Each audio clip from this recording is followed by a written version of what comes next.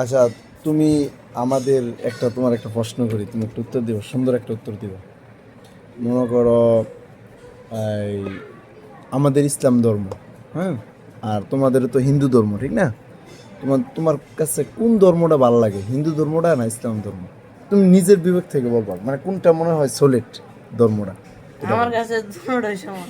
দুটোটাই তোমার কাছে মনে হয় ভালো? আঙ্গ ধর্মটাও ভালো, তোমার ধর্মটাও ভালো। তাই? আমার কাছে আলা, কার কাছে কেমন কইতে রি না। আচ্ছা আচ্ছা, অনেক আমার কাছে একটা প্রশ্ন তোমার কাছে, যে তুমি ওই যে খোদা মানো আর কি, তোমরা যারা খোদা মানো, দুর্গা। দুর্গা, হ্যাঁ, যা মানো, ওইটা তো তোমরা আবার পুড়ে ফেলো বা নদীতে ফালায় দাও, ঠিক না? নদীতে পূজা করে, ফালায়। হ্যাঁ। তো যার কোনো ক্ষমতা নাই তাকে কেন তোমরা এই খোদা মানো? আর আমরা যারা খোদা মানি তার তো ক্ষমতা আছে, যেমন আসমান জমিন, এগুলো সব আল্লাহ তাআলা সৃষ্টি করছে।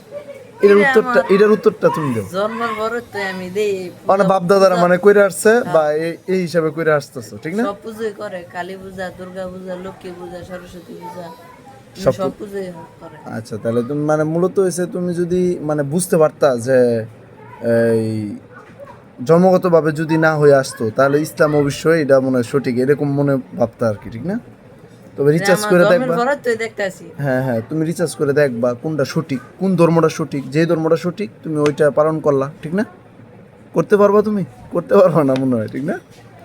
আমি কোনো ধর্ম ই করি না, দোনোটাই সমান সমান না? আমার কাছে আলাদা। দেখবা তো কোন ধর্মটা সঠিক, এটা দেখবা, দেখে পরে পালন করবা, ঠিক আছে? হ্যাঁ। আচ্ছা।